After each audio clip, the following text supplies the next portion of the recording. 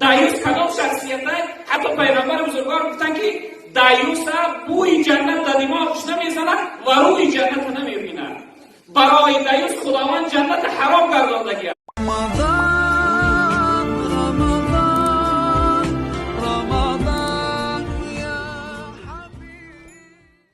السلام علیکم برادر عزیزان محترم. درباره دایوس کدام شخص را گفته می‌شود؟ وقتی برادر درباره دایوس پرسیده است، دایوس شخصیتی را گفته می‌شود برادر عزیز که از اهلش، زنش یا اینکه دخترش یا اینکه خواهرش یا اون محرمش بی‌حیا می‌گردد یا اینکه ناپاکی او را می‌داند که یعنی فاحشه است، بد است. این شخصیت معنی نمی‌کند. معنی کننده یعنی خواهرش یا مادرش یا همسرش نمیشه و اهلش به یکون نزدیکش میدانه که ناپاک هستند. حتی یک روز یک جوان نزد من آمد مسجد از مادرش شکایت کرد.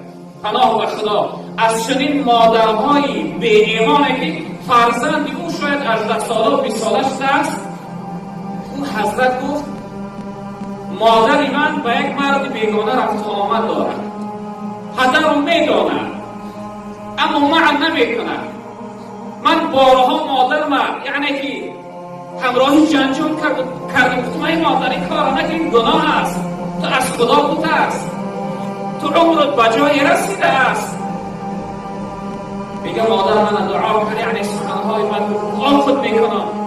اون جوان از من دریه که اگر مادر آب میشه تو برادر آب نمیشه. و میگه چنین زنهای وجود دارن که حتی بعض شوهرهای بیغیرت دایوس دارن که میدانن که زنهاشو فاحشه هستن، زنهاشو با یک مرد بیگانه رفت آمد دارن اما مانع نمیشون، معنی نمیکنن. دایوس چنین شخصیت گفته میشود.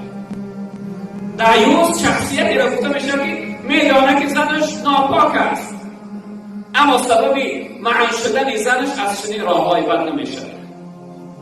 برادران عزیز بزرگوار، نسبت به زن حتی پیغمبر بزرگوار از روی زن خداوند 4 نفر دوزخ میبرد.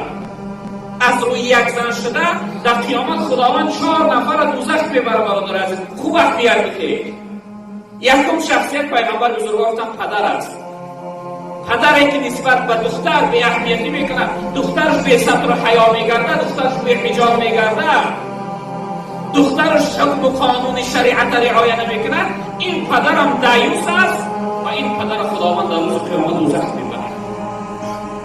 دوم شوهری که زنش به حیا میگرده، به ستر و حجاب میگرده اما این شوهر معنی نمیکنه زنش. سومش فرزندی همون زن اگر بدانم مادرش ناپاکی شد مانع نشد. 4مش برادر یعنی پیغمبر بزرگوار گفت خداوند از روی یک زن در روز قیامت 4 نفر را دوزخ میبرد. خیلی هوشیار بودن برادر. متاسفانه ما یک روز در یکی از این مگزین‌های شهر بودیم، یک برادر که اون شخصیت من خودم میشناسم، زنش همراهش مگزین برده، زنش یک رومال میده داره در طور سر واسه تمام گردن و پیشگاه برش نمایان است. پناه و خدا انسان دایوس میشود. برادر عزیزم تا وقتی از خانه بیرون میبرونه یک رومال کلان به سرش کن. بار کردن سر زن فرضش براش، بار کردن پیشبرهای زن براش فرض است. ستر و حجاب برای زنها فرض است. برادران عزیز بزرگوار، رعایت کردن در مسلمان زبانی نباشه. دایوس کدام شخصیت ہے؟ حتی پیغمبر بزرگوار گفتن که دایوس بوی جنت در دماغش نمیزند و روی جنت نمیبیند. برای دایوس خداوند جنت حرام گرداندگی است. متاسفانه امروز بسیار هستند حتی شخصیت، بعضی‌هاش حاجی هستند، بعضی‌هاش کلانزاده هستند.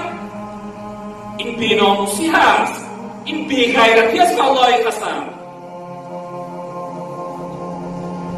انسان دایوس میشه وقتی که زنش در محله و در خانه کوچه برایم با یک رومال میده در بین مردم موی سری زن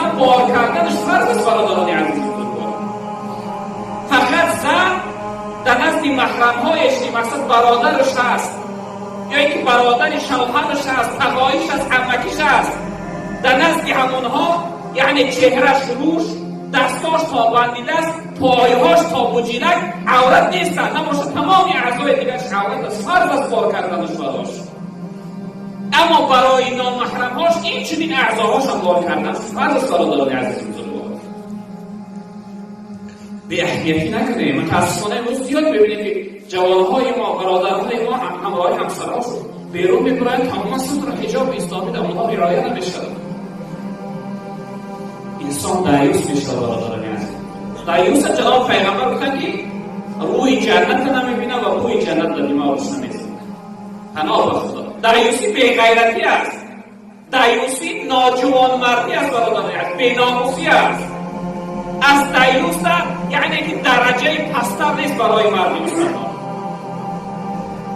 و این خاطر نسبت به اهل بیت خیلی هشیار باشه. برادران